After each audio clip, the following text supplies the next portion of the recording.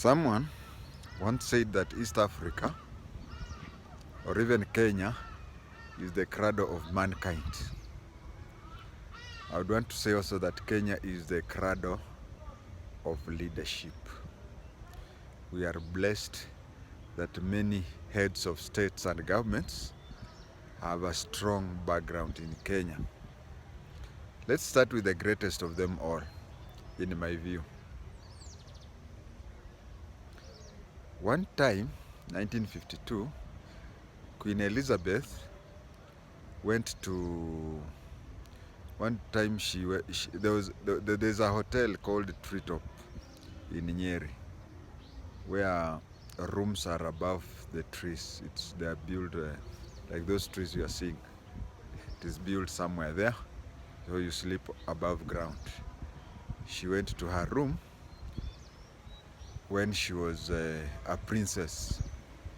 The following morning when she was coming down, she was a queen. So she got her queenship while in Nyeri. While we are still in Britain, the Prime Minister, Mr. Sunak, his father and his uncle, in Africa we say big father, his father and his uncle were educated at Highway Secondary School. Now Highway Secondary School, those who know a cinema called Bellevue on Mombasa Road between Nyayo Stadium and the airport. That is where you find Highway Secondary School, or those who know a place called South Sea. That is Britain. Now when you come to Eldoret, if you Google, they say that President Frederick de Klerk was born in South Africa. But the truth is Frederick de Klerk was born in Kenya. Or he may have been born in South Africa, but he spent most of his young life in Eldoret. When you go to Eldoret, alight at a place called Paul's Bakery, go all the way to 64 Stadium. 64 Stadium is one of the two major stadiums in Eldoret. Just near 64 Stadium, there is a church. It used to be called Dutch Reformed Church, but nowadays it's called Reformed Church of East Africa. That is where his grandfather was a pastor. And I remember in 1991, as I have said in another tape, he came to Eldoret and he went to that church.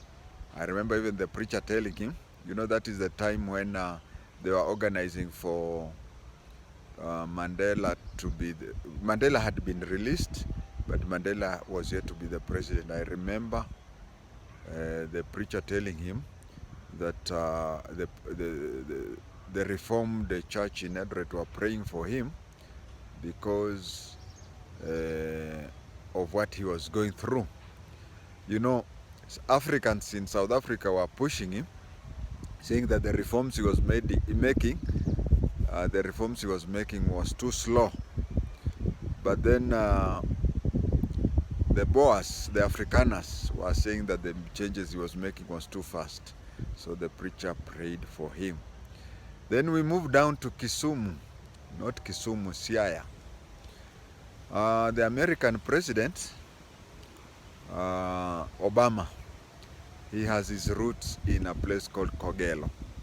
Not only that place, he has also some roots in a place called Kobama in Homa Bay County. Now when you are in Bondo, if you look across the lake, you'll see some hills. Those are Homa Bay Hills. The lake is so thin there. It is said that the Obama, his grandfather was called Onyango, Obama Onyango. He was staying in South Nyanza, near Homa Bay. And then one day, he differed with a chief. Those days, chiefs used to head what we today call counties. Not even counties. Some chiefs went to several counties. Like Chief Mumia headed what today is Kakamega County and Vihiga County. And then the chief for Kisumu headed Kisumu and Siaya. And the chief for South Nyanza headed Homa Bay and Migori counties. The chief Musa Nyandusi headed Nyamira and Kisii. So the chief was in charge of 2 districts, the 2 counties now. But those days it used to be called a location. So Obama's grandfather one day differed with the chief. And the chief said, "Wewe ni nani? Who are you? Just as you want to pretend you are cleverer than me, a person who is in charge of the whole location, which today is now 2 counties, Homa Bay and Migori." And Obama answered him that your name is only known in this location, which is now the 2 counties, but mine will be known throughout the world. You see, this is how prophets are made. You talk of something, people think you are mad. And then, since he was annoyed, he crossed the river and went to Kogelo. His son, it's a long story, his son went to America. During those days, we had 2 types of Luos. Those from Kisumu and Siaya were pro-Jaramogi. But Obama, having some connections in Homa Bay, he was connected with the airlift by Tom Mboya. So he went to America, married a white, who gave birth to a son, who became the president of USA. Then we have the Rwandese president, Paul Kagame. If you go to Riruta satellite, there is a school which used to be known as Geshagi Primary School, but was later renamed PC Kinyanjui Primary School, Paramount Chief Kinyanjui Primary School. There is only one gate to that school. When you are at that gate, ask anybody for the Rwandese compound. You will see opposite there. Even today, those who stay there still talk Kirwandese. He used to stay there. Then after he used to stay there, he was a member of the National Resistance Army of Yoweri Museveni. So when Yoweri Museveni took over Uganda, Paul Kagame was the director of intelligence. But later Paul Kagame organized for his own overthrow of the Rwandese government and became the vice president of Rwanda under 2 people. There was the president, Bizimungu, and the prime minister was Twagiramungu. Last but not least, there is Museveni Kaguta. The best way to go to where Museveni used to stay and where General Muhuni, you call it Muhuzi, I call him Muhuni, where General Muhuni grew up.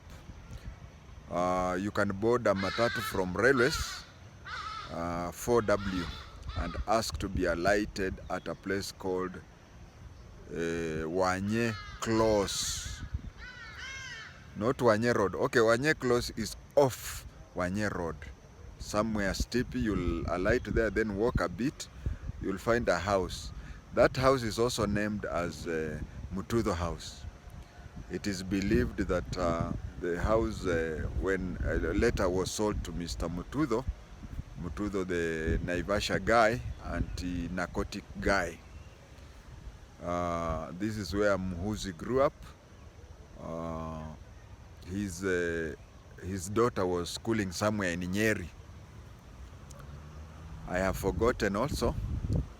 The first president of South Sudan, he was John Garang. John Garang spent a lot of time in Kenya and actually was a teacher in somewhere in Nyeri. Then his type of politics landed him in jail. So when he was in jail, he found another prisoner called Oprong, Oduya Oprong. Oduya Oprong was a Mteso from Busia. They became friends.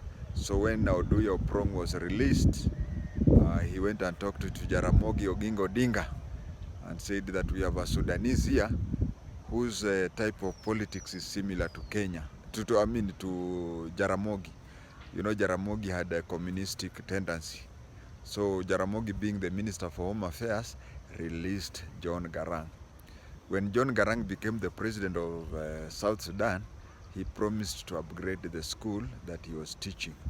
Unfortunately, before he was sworn in, he died in an helicopter accident.